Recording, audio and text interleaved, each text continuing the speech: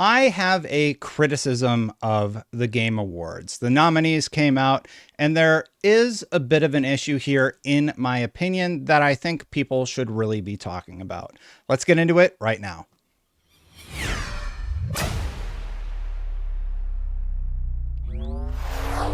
Okay, first things first, long story short, I think the nominees are pretty solid, except for one entry. If we go look at the tweet, we've seen that the Game of the Year nominees at the Game Awards are Astrobot, Balatro, Black Myth Wukong, Elden Ring Shadow of the Erdtree, Final Fantasy VII Rebirth, and Metaphor ReFantazio.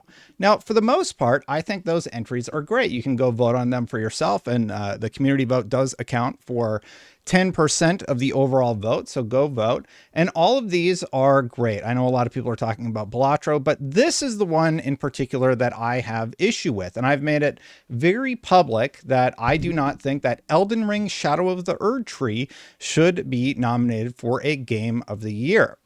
The reason for this is because Elden Ring, specifically Shadow of the Erdtree, is a DLC. It is an expansion to a game that came out in 2022. And while it's great, I don't think it belongs Game of the Year. You have to have completed a game that released 2 years prior, and you have to have quite good knowledge of how to play that game and defeat a specific boss. It can take people 20 hours or more to get to that point in the game to even access the DLC. I think that Cyberpunk Phantom Liberty was another example that wasn't nominated for the Game of the Year, and for good reason, because it's a DLC. And I just think it's makes no sense that it's on there. I've seen some people that actually think that it's totally fine and understandable that it is on the list. You can see Greg Miller here saying DLC should be eligible for Game of the Year. It's a game. It's a game people played this year. If it's that good, it should be honored. It is a game people played this year, but it's an expansion to a game that came out in 2022. If I can't play the game that came out that year by itself, and I need to have intimate or expansive knowledge of Elden Ring to know the specific boss I need to defeat in order to access the DLC, then I don't think it should be a contender. I also have a little bit less of an issue with a game like Final Fantasy VII Rebirth because it is a remake, and I believe Resident Evil 4 was on this list the year prior. Final Fantasy VII Rebirth is a drastic departure from what the original game was, but at the end of the day, it's a remake. That story was written for them. The areas were designed, like they had the whole proof of concept basically made. And while it enhances the graphics, it does a great job with the storytelling, it brings it into modern day with great combat. I do have a little bit of an issue with Rebirth, but much less than a DLC being on the list. The category says recognizing a game that delivers the absolute best experience across all creative and technical fields. So they've changed the definition of what a Game of the Year is, but I think when you just talk to people out there and get their reply to it, you can see how they're feeling. The only one I really disagree with, when answering Jeff Keighley, who asked, what are your thoughts on the Game Awards nominees? What do you agree with, disagree with? What surprised you? The only one I disagree with is Erdtree. You need to own a game that came out in 2022 and have gotten pretty far into it, even to even access Erdtree. I think that puts it in an odd spot for Game of the Year consideration. But besides that, I actually think it's a solid lineup this year. And I do. I think all the games are great. Like, I have my qualms about a remake being on the list. I think it should be a completely new game. But because a DLC is on there, Space Marine 2 isn't on the list. I've seen a lot of people saying that Stellar Blade should be considered on the list. Even a game like Palworld was massively popular, and granted, potentially might not have made the Game of the Year list. It doesn't even have a chance now. And I didn't even bring up Helldivers 2, which took the world by storm. Again, knocked off because there's a DLC on the list. I think it shouldn't be categorized here. I think what the Game Awards really need to do is have a DLC section. And sure, if Erdtree was there, I'd have no problem with it. It's a game that came out in 2024. Phantom Liberty should have been there last year.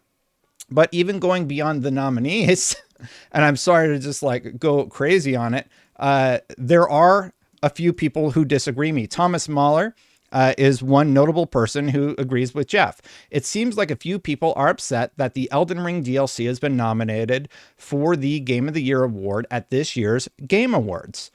Let me be clear, I'm 100% on board with this decision and told Jeff Keighley the same a few months ago.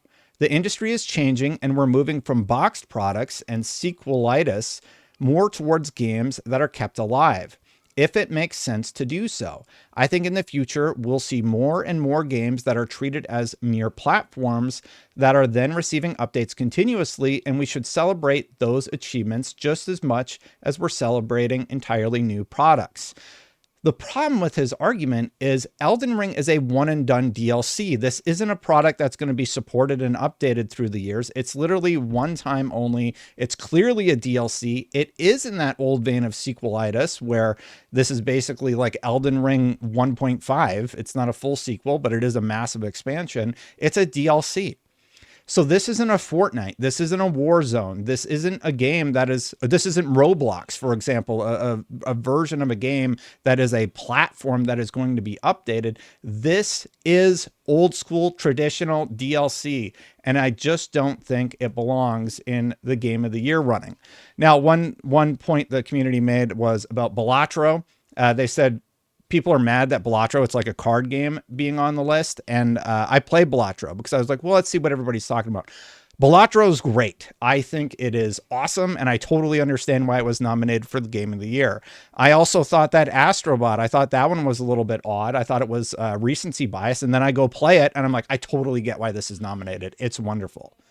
Last thought on the whole thing, though, my personal pick for Game of the Year comes down to two games.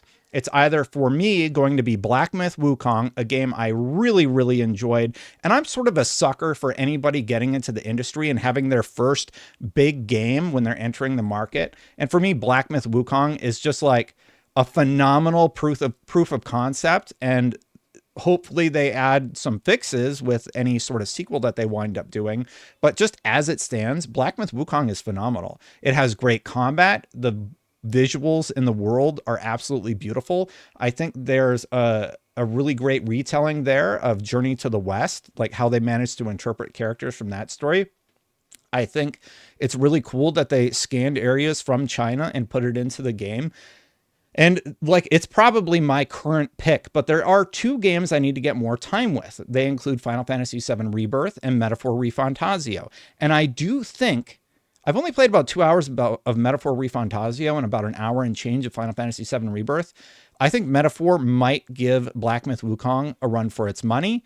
And I think PlayStation fans are probably going to vote en masse for either Astrobot or Final Fantasy VII Rebirth, with the latter probably being my third top pick for Game of the Year. So my picks about who I think should win include Black Myth Wukong, then Metaphor. Those are neck and neck. And then Final Fantasy VII Rebirth. For the remainder of the year, I do plan to also play Stalker 2 and Indiana Jones. And just a thought on that real quick. Why in the world are the Game Awards ending in November? We have all of November and all of December. So Stalker 2 wasn't even able to be considered because it came out after the deadline. And then Indiana Jones, which comes out in the first week of December, can't even be considered. The Legacy of Kain remake and remaster can't even be considered this year. I think there's absolutely no good reason that they can't just go through the end of the year. And I don't understand why Jeff Keighley holds it in December. You could literally hold it mid-January, and January is still a slow period most times for the year, and you would be able to consider everything released for the Game of the Year, the year that they're nominated for. I think having it at the time they're having it is like a weird traffic reason that I don't understand, and I think Jeff Keighley should look at and change. So big criticisms for specifically the topic of Game of the Year. I don't think Remakes should be on the list, but Final Fantasy VII is like such a drastic remake that maybe I'm a little more understanding this year than I was with Resident Evil 4. DLC, though, I completely disagree with it. I've seen a lot of people say that they support it. We talked about Greg Miller and Thomas Mahler saying that they support it. I don't. I think it's absolutely ridiculous that a DLC is on the Game of the Year. I think the game's phenomenal. There's no one is doubting the quality of Elden Ring Shadow of the Erdtree, but it's not a standalone game. It is not a game. It's like, why isn't Destiny 2 Lightfall on the list? It's a phenomenal expansion. Sure, you need, and you actually can just buy that and just play that. You don't need to have played all of the other expansions. So like, that's not on the list, but this DLC with these awkward access conditions are on the list. I don't agree with it. I'd love to hear your thoughts, though. Let me know what you think. Hit that subscribe button, hit that bell. Let me know what you think about DLC being nominated. Let me know what you think about remakes being nominated, and let me know your pick for Game of the Year. Happy to agree to disagree on this one. I'm probably not going to change my stance in this particular instance, but I want to hear your thoughts. Thank you so much to the members. Members, you really make this channel grow, and you allow me to do this, so thank you so much for supporting. If you want to become a member, click that join button right down there to support the channel. I greatly appreciate all of you. Check out this video I did yesterday. Final Fantasy 14 is coming to mobile. It's one of my lowest performing videos on the channel, but I really like Final Fantasy 14, so hopefully you'll give it a check. Thanks for watching, everybody. I'll see you for the next one. Bye for now.